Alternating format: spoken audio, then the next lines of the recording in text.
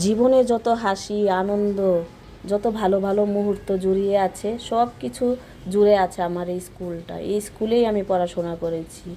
এই স্কুলের বারান্দা, স্কুলের গাছ, স্কুলের পরিবেশ, এগুলো সব কিছু আমাদের মধ্যে জুড়ে আছে।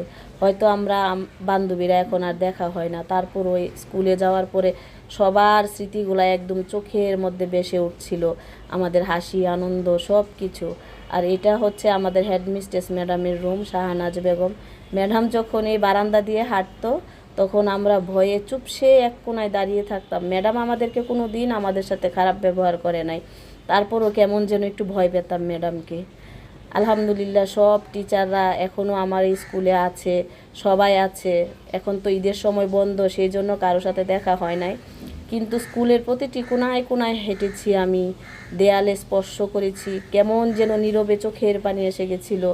যে স্কুলে আমরা প্রায় কত আনন্দ করেছি, কত উল্লাস করেছি, সব ভালো ভালো স্মৃতি স্কুল জুড়েই আমাদের মধ্যে আছে। সব টিচারদেরকে আল্লাহ নেক হায়াত দান করুক, তাদেরকে আল্লাহ ভালো রাখুক।